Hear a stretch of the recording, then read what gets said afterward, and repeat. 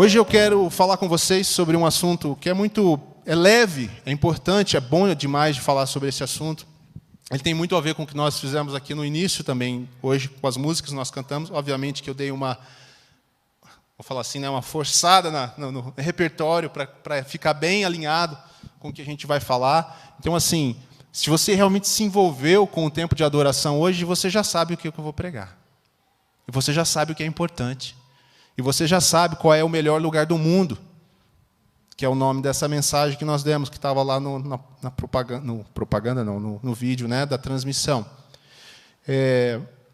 Ela vem como uma quarta mensagem. A gente não está em série nenhuma, eu estou falando sobre temas assim meio que eu vou percebendo. E eu pensei que seria também um bom tema para a gente fechar os últimos temas que a gente falou, né? A gente falou sobre a centralidade de Cristo, o Deus vivo, sobre essa experiência de Pedro com Jesus, onde o Pai revela a ele quem ele é. Irmãos, olha que coisa fantástica, você realmente tem uma revelação profunda de Cristo.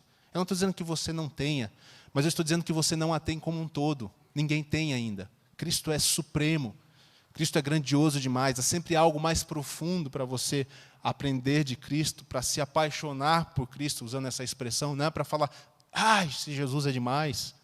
Eu tenho 20 e poucos anos de vida cristã, eu tenho certeza que eu não conheço Cristo tão profundamente ainda quanto eu poderia.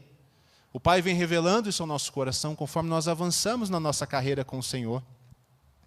A nossa confiança e a nossa proximidade dEle. Lembrem daquela outra série que a gente fez sobre não estar apenas por perto, mas estar perto do Senhor. E nós falamos também, nas palavras de Jesus, o que é a igreja, como esse organismo inabalável, do qual Ele é dono. Ele é o dono. A igreja jamais será destruída, porque ela pertence a Ele e Ele cuidará. Nem a morte, nem as portas do inferno, nem o inferno como um todo pode destruir a igreja. É o melhor lugar do mundo em termos de segurança também.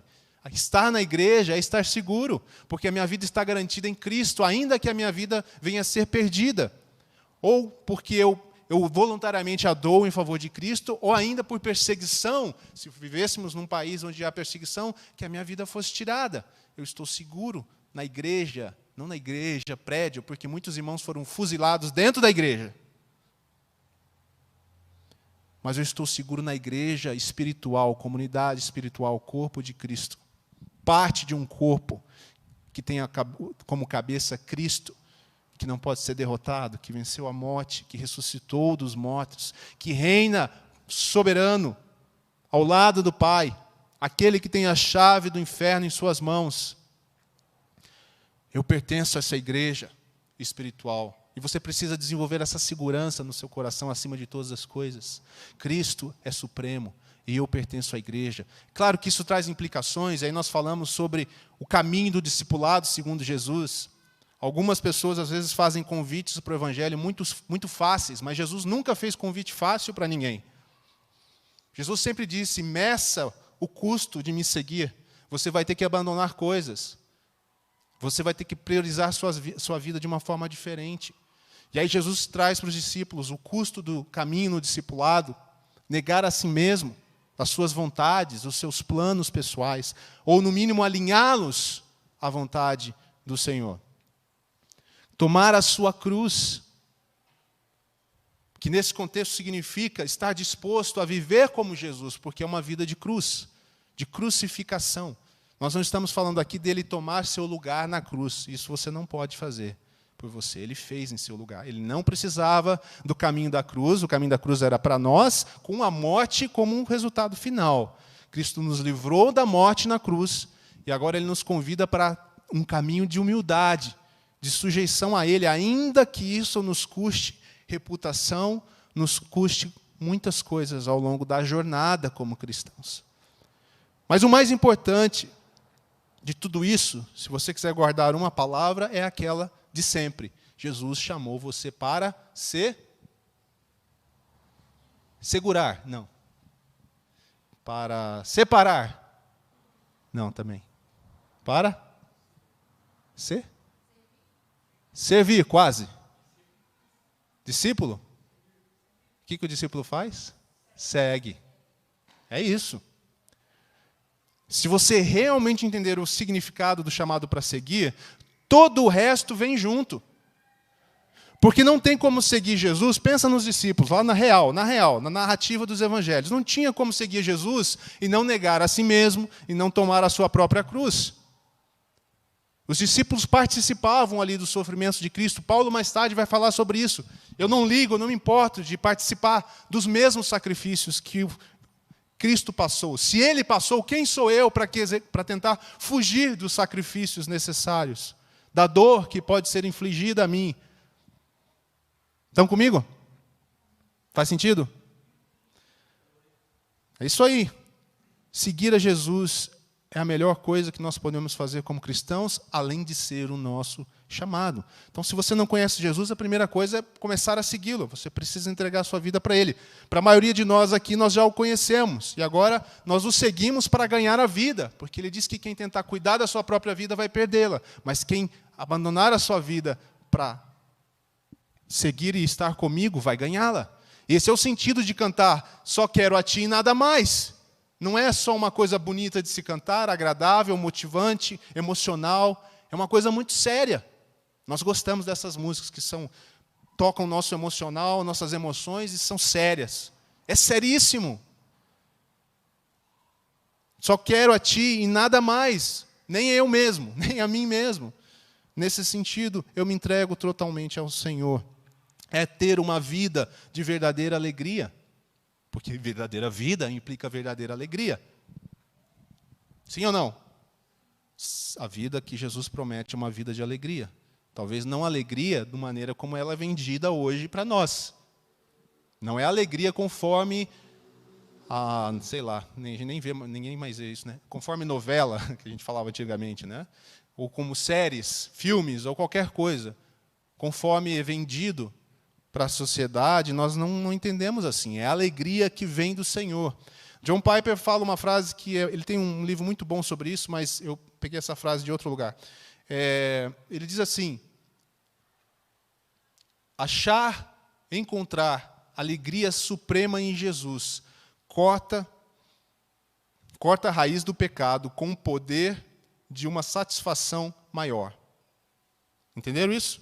Encontrar a alegria suprema em Jesus corta a raiz do pecado com um poder de uma satisfação maior.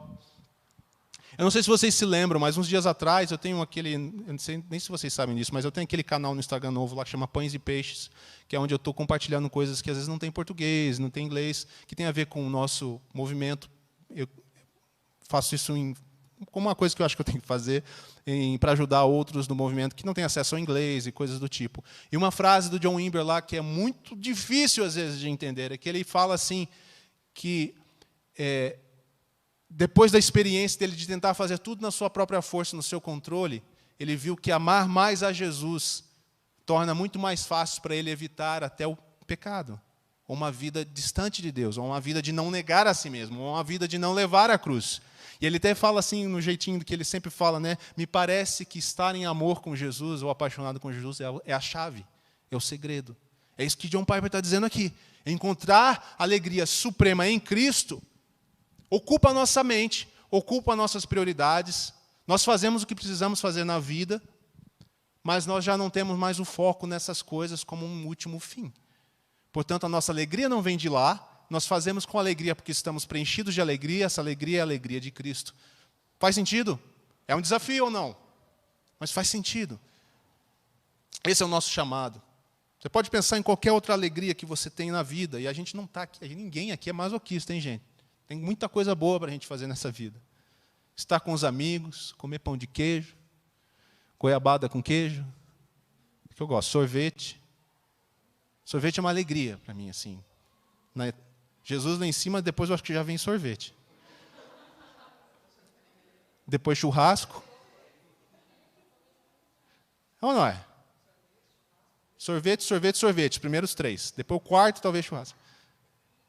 São coisas que nos dão alegria, uma alegria momentânea, mas nós só somos adultos, nós não somos mais criancinhas. Nós sabemos que é quase infantil depender de alegria nessas coisas. É ou não é?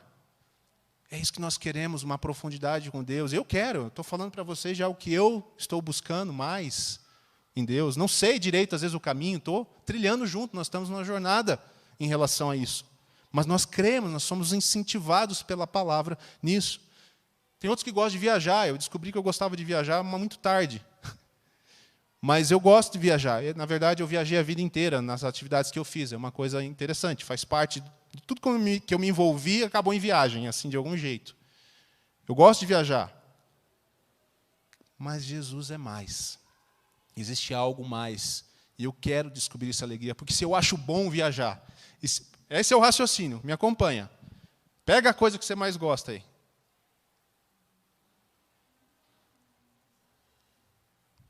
Não esquece, até o final da mensagem essa coisa. A afirmação que nós estamos ouvindo hoje, vamos ouvir lendo o texto, é que Jesus nos traz uma alegria superior. E não tem ninguém que vai dizer, não quero, vou ficar com sorvete. Não seria nem lógico, nem inteligente você escolher o menos, quando você pode ter o mais. Estamos juntos até aqui? Vamos ler um texto inspirador para isso? Vamos aprender com um salmista aqui. Abre sua Bíblia em Salmo 84.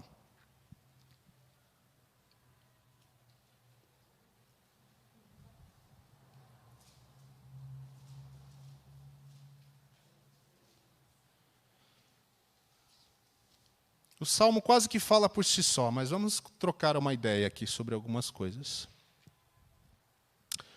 Nós vamos ler ele em 3 pedaços, tá bom? Do primeiro pedaço vai até o 4. Vamos lá. Como é agradável o lugar da tua habitação, ó Senhor dos exércitos. Sinto desejo profundo, sim, morro de vontade de entrar nos pátios do Senhor. Quem já falou morro de vontade de fazer alguma coisa? Morro de vontade de ir para tal lugar. Morro de vontade de comer sem parar e nunca engordar. Né? A gente tem uns apetites meio desenfreados às vezes. Aqui o salmista está dizendo, eu tenho um desejo profundo, morro de vontade de entrar nos pátios do Senhor. Com todo o meu coração e todo o meu ser, aclamarei ao Deus vivo.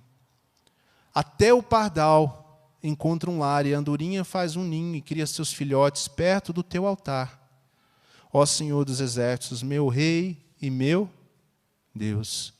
E ele termina essa sessão dizendo uma conclusão. Vamos ler junto esse pedaço aí? Está ali?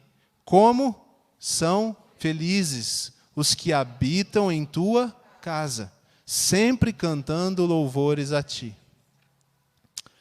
Aqui a gente precisa entender algumas coisas, né? Primeiro que o tabernáculo, aqui ele fala do tabernáculo que Deus construiu, pediu ao povo para construir nos tempos de Moisés. E haviam os levitas e haviam os sacerdotes que trabalhavam nesse tabernáculo. E o pátio é aquela parte, o pátio interno e o pátio externo. O pátio externo é onde o povo chegava em volta do tabernáculo, que ficava fechadão. E havia o pátio interno, onde era uma área também de adoração.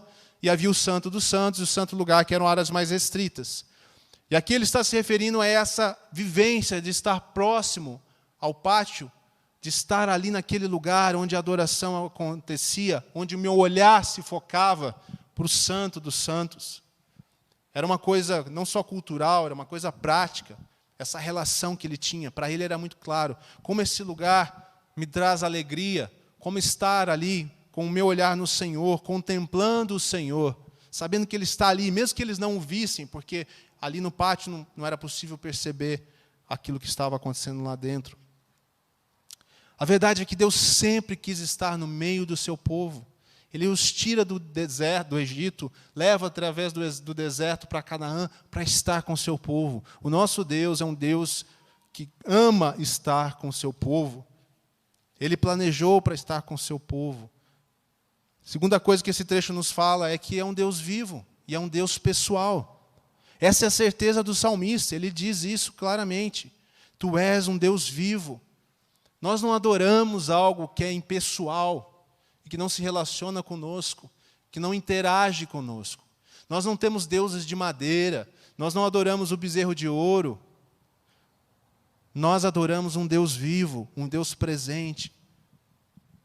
Isso parece muito óbvio, mas faz uma análise da sua própria vida. Muitas vezes as nossas atitudes são de alguém que crê num Deus distante, que não está perto, que não se interessa. Deus não muda, mas nós, na nossa relação com Ele, às vezes agimos dessa forma. A nossa fé fraqueja. É como se a gente dissesse, eu não sei nem se Deus existe ou se Deus está vivo, porque não é possível. Mas Deus está vivo, e o salmista traz isso à memória. Eu amo o lugar da habitação de Deus, eu amo estar lá adorando, contemplando esse Deus. E Ele é um Deus vivo, porque senão, se ele fosse um Deus morto, que graça teria, né?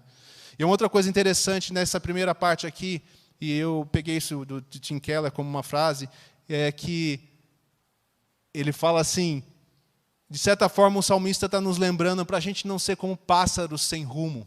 Já se imagina, você está andando meio distraído com as coisas que você tem que fazer, com as dificuldades que você está enfrentando, com seus próprios planos. Até o pardal encontrou casa, próximo ao altar do Senhor. Onde é que você anda, meu irmão? Onde é que você anda, minha irmã? Distraído, voando por aí, como um pássaro sem destino. Há um convite do salmista, indireto aqui. Venha para estar próximo do Senhor, perto dos seus altares. Ele termina dizendo como são felizes as pessoas que têm esse desejo. Como são felizes as pessoas que creem num Deus vivo. Como são felizes as pessoas que fazem seus ninhos e seu lugar de descanso e de segurança próximo aos altares do Senhor. Estão comigo?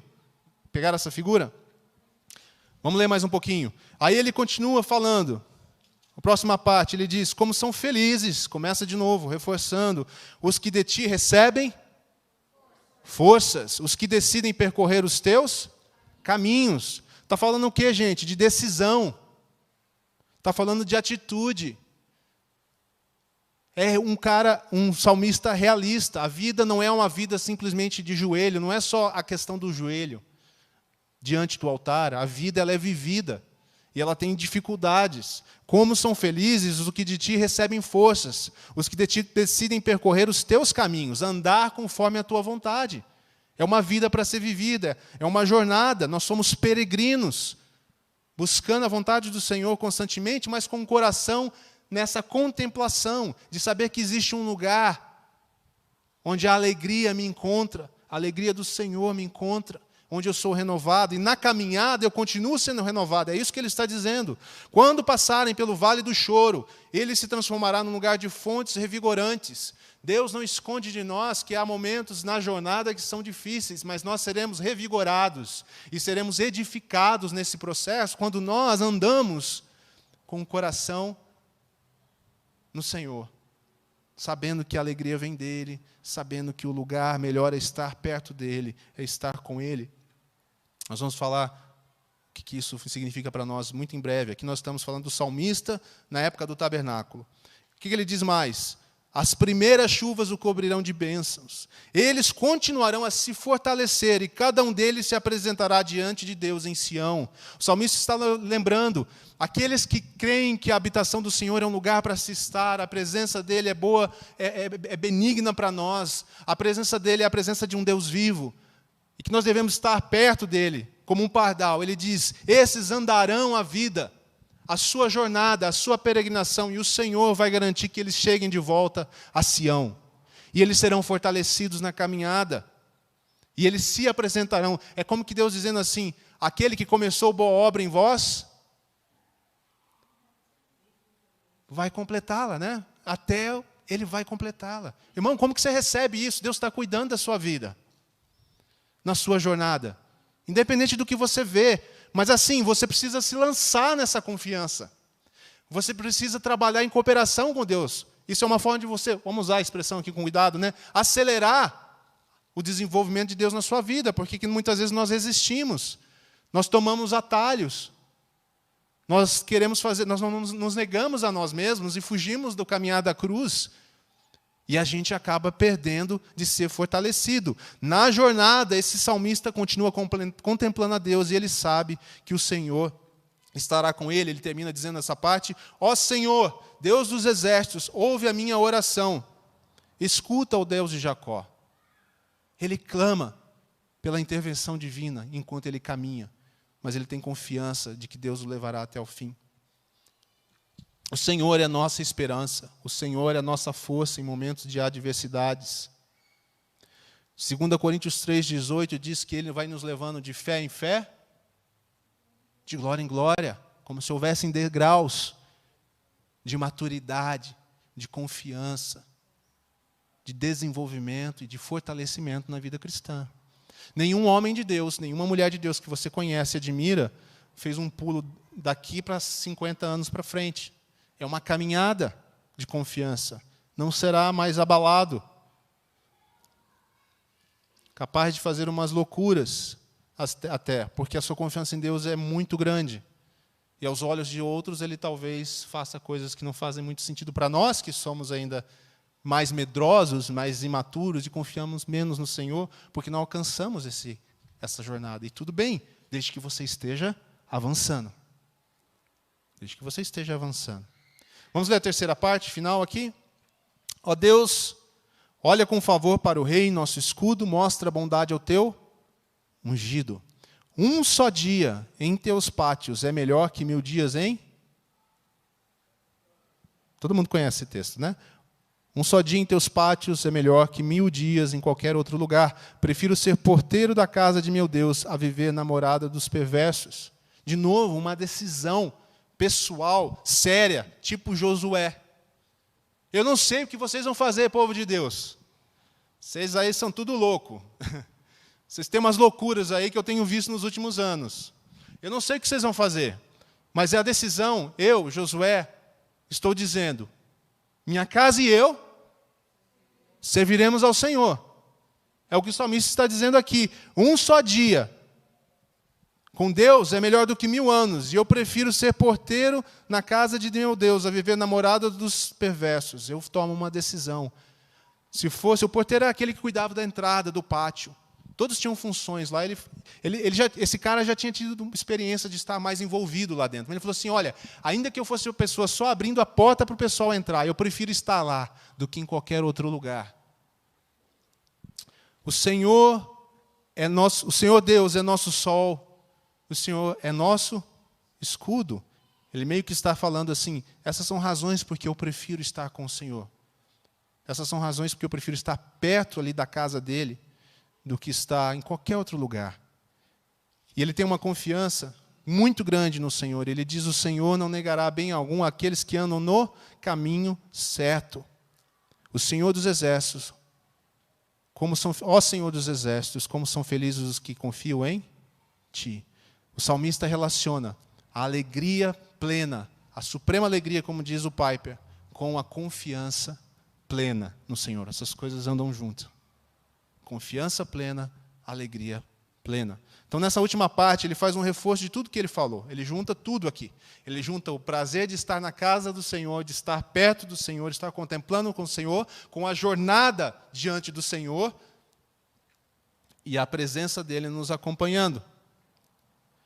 Lembra que eu te falei no começo, para guardar uma coisa do que você achava que deixava você feliz? Então, você pode usar a fórmula aqui do Salmo e multiplicar aquilo por 1000. Não vai chegar ainda perto daquilo que é proposto para nós como alegria suprema. Nós temos que crer nisso. Porque nós somos movidos por aquilo que nós cremos. Sim ou não? Aquilo que você está vendo, eu quero aquilo. Você faz isso que eu sei.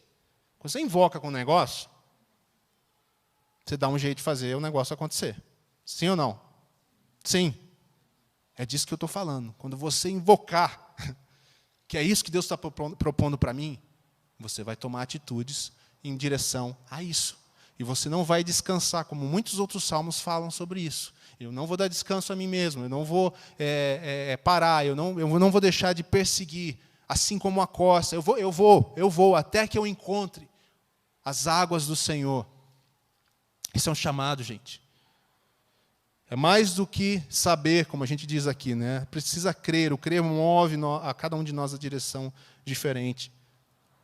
Nós fomos chamados para ser sacerdotes do Senhor. É o que diz em 1 Pedro 2,9. Reino, nação santa, sacerdotes. Sacerdotes são pessoas separadas. Sacerdotes estavam no templo. Além de estar no pátio, facilitando a adoração, eles tinham condições de entrar no Santo dos Santos, e numa presença de Deus que não era permitida a todos.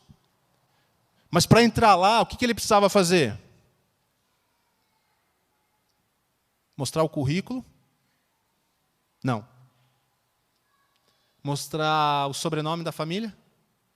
Eu sou descendente de fulano. Bom, em parte até tinha que fazer isso. Mas o que ele precisava fazer era um sacrifício. A ovelha, o carneiro, precisava ser oferecido como expiação para o pecado. Lembra que ele fala aqui, o salmista? Olha a parte profética do Salmo. Deus olha com favor para o rei, nosso escudo, mostra bondade ao teu ungido. E aí depois ele diz, o Senhor não negará bem algum àqueles que andam no caminho certo. Sabe quem é o bem comum? Sabe quem é o bem maior? É o próprio Senhor Jesus. É o próprio Senhor Jesus, que foi oferecido no meu lugar, que foi oferecido no seu lugar, para que agora você possa chegar não só no pátio e ser um adorador ali meio que na parte mais simples da coisa, mas você tem acesso a Deus, à presença de Deus, ao próprio Deus, por causa de Cristo. E você não vai precisar sacrificar uma ovelha, mas você vai precisar sacrificar a você. Nesse sentido, negar a si mesmo, tomar a sua cruz e seguir Jesus.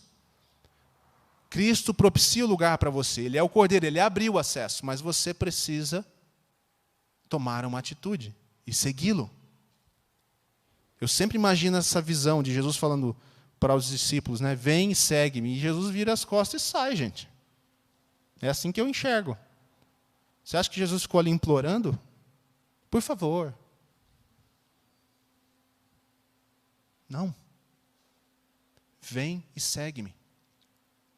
E eles creram naquela palavra pequena. E eles falaram, eu vou. Há algo nesse homem. E eles seguiram.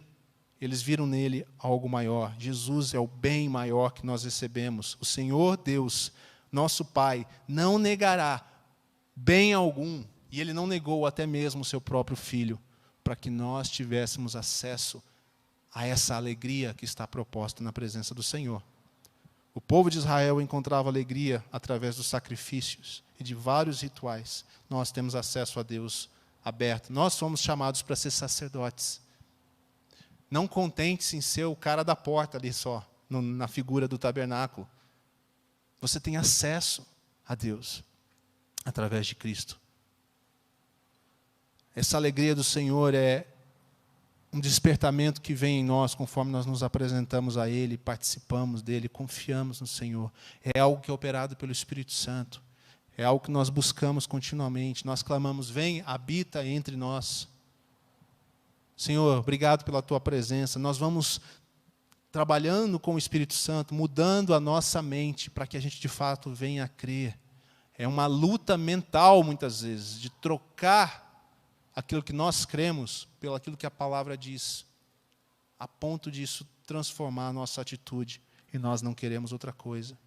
Quando Maria tem lá um encontro com o anjo, é como se ela estivesse por um momento no lugar de habitação, vamos usar essa expressão, né? Qual é o resultado disso? Ela diz, minha alma engrandece ao Senhor, e meu espírito se alegra em Ti, meu Salvador. É aquela alegria que ela experimenta, que é profundo. Talvez, como o salmista nos chama, nem todos os dias e nem todo momento, nós vamos ter esses êxtases com o Senhor de alegria. Mas é uma busca contínua e, ao mesmo tempo, uma coisa que nos dá o quê? Saudade. Ele fala com esse aspecto, se você observar o Salmo. Parece que ele está um pouco afastado por um momento, por qualquer circunstância. Ele diz, como é bom aquilo, como está lá. E ele diz, um dia lá é melhor que 1000 dias em outro lugar. Eu não creio que ele está dizendo que nós vamos andar assim todos os dias, nesse pico, mas nós vamos ter experiências com o Senhor. Eu fiquei pensando ontem, 1000 dias dá uns 3 anos. Cara, se eu tivesse a experiência desse salmista a cada 3 anos, talvez minha vida já seria bem mais diferente. Eu posso ter mais vezes? Posso ter mais vezes, Deus é que sabe, né? Não vamos estabelecer aqui regra para isso de forma alguma. Mas eu tentei pensar nesse sentido. Será que eu posso falar hoje, como salmista, que um dia na sua presença vale mais do que 1000 em outros dias? Pega de novo aquilo que você mais gosta. Você preferia um dia com o Senhor ou 1000 dias fazendo aquilo que você gosta? O que você mais gosta. É difícil, não é? Se a gente for bem sincero, dá uma certa... a gente for sincero, dá. Mas se a gente for conhecendo o Senhor, experimentando, a sua palavra vai transformando. E nós vamos saber, não, eu tenho muitas coisas que eu posso fazer que são legais, mas eu sei que Deus é melhor. Amém? Nós somos sacerdotes. Nós podemos entrar, todos nós, na presença do Senhor, por causa de Cristo, e oferecer e ministrar ao Senhor nossos louvores, nossa vida, nossa gratidão, e servi-lo com alegria. Eu peguei uma frase aqui ontem de um cara que o Lucas que me mostrou, o Chris Burns, ele fala assim: um sacerdote anda com Deus e se alegra nessa relação com Ele. Não é uma relação de trabalho, não é uma relação ritualística. Um sacerdote, cada um de nós, anda com Deus e se alegra nessa relação com Ele. Sem essa alegria, como parte da vocação, tudo não passa de uma religião e imitação barata daquilo que realmente deveria ser. Resumindo, gente, vamos resumir esse salmo. A vida desse salmista é a vida que está proposta para nós. O coração desse salmista deveria ser o nosso coração. Nós deveríamos andar, enquanto andamos a nossa jornada, a nossa peregrinação aqui na terra, até que Jesus volte, ou até que a gente o encontre, com esse coração de, como é bom um tempo na presença do Senhor, um dia na presença do Senhor, vale mais do que todos esses dias que eu tenho vivido. Resumindo, é isso que Deus está falando para nós através desse salmista. Nós precisamos aprender a forçar a verdade de Deus. Nós precisamos aprender a ser mais como aquela outra Maria, não a que eu li antes, a Maria que chega aos pés de Jesus. E Jesus diz para ela, não incomodem a Maria, porque ela escolheu a coisa certa para esse tempo, que é estar diante do Senhor. Há tempo de peregrinar. Nós vivemos a nossa jornada diante do Senhor e há tempo de estar nos seus pés. Nós precisamos dar prioridade na nossa vida para isso, para que a nossa jornada seja uma jornada de suprema alegria. Por que suprema? Porque é melhor, porque é maior, é mais real do que qualquer outra alegria que nós tenhamos. Abra sua Bíblia em Salmo 73, 25, a gente vai encerrar com esse texto. Eu acho que vocês vão reconhecer alguma coisa desse texto aqui. Vamos ver se é esse mesmo.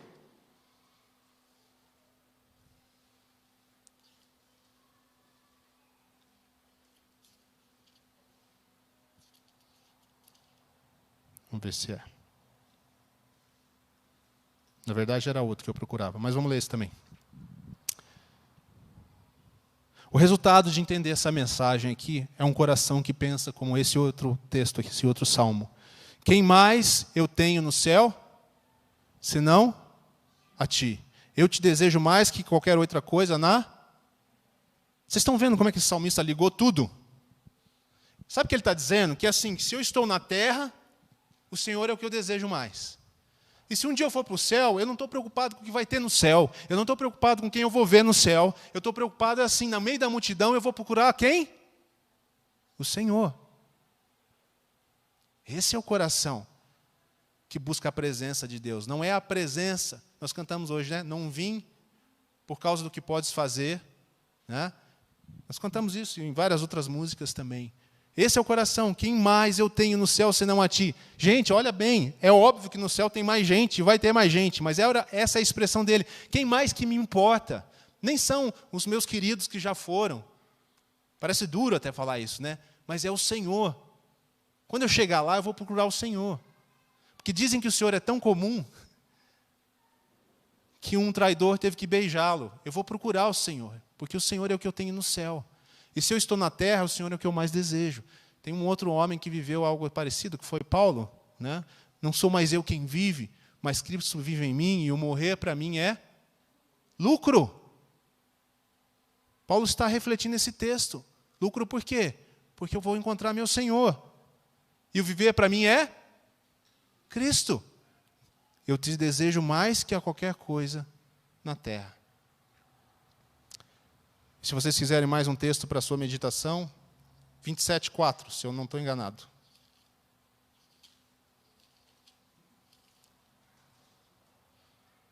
Esse vocês conhecem, de hoje ainda. A única coisa que eu peço ao Senhor, o meu maior desejo é morar na casa do Senhor todos os dias da minha vida para contemplar a beleza do Senhor. Palavras do Antigo Testamento, transformados para hoje, você e eu somos a habitação do Senhor. Deus virou o jogo. O salmista falava assim, eu quero estar na sua casa. Deus falou assim, haha, vou fazer um negócio melhor, eu vou habitar em você. Você não tem que ir a lugar nenhum para estar na morada de Deus. Você tem que reconhecer e perceber que Deus decidiu habitar em você. Você tem Ele disponível 24 horas por dia, 7 dias na semana. Ele habita em você. Coisas maravilhosas podem acontecer a partir disso. Renovação, cura. Lembra do A Ti Me Entrego? Pega aquela música, pega cada frasinha daquela música lá. Ela fica repetindo o A Ti Me Entrego e ela coloca no meio várias coisas que você talvez se preocupe demais, priorize demais. E você esquece na segunda parte as coisas que Deus já fez por você. Do Cordeiro, da liberdade que Ele te traz e da cura que Ele vai operando na sua vida. Os salmistas ansiavam por morar na casa de Deus. Deus inverte o jogo com Jesus e vem morar em nós. E na igreja como um todo, Ele habita a sua igreja. Nós somos seu corpo. Vamos orar?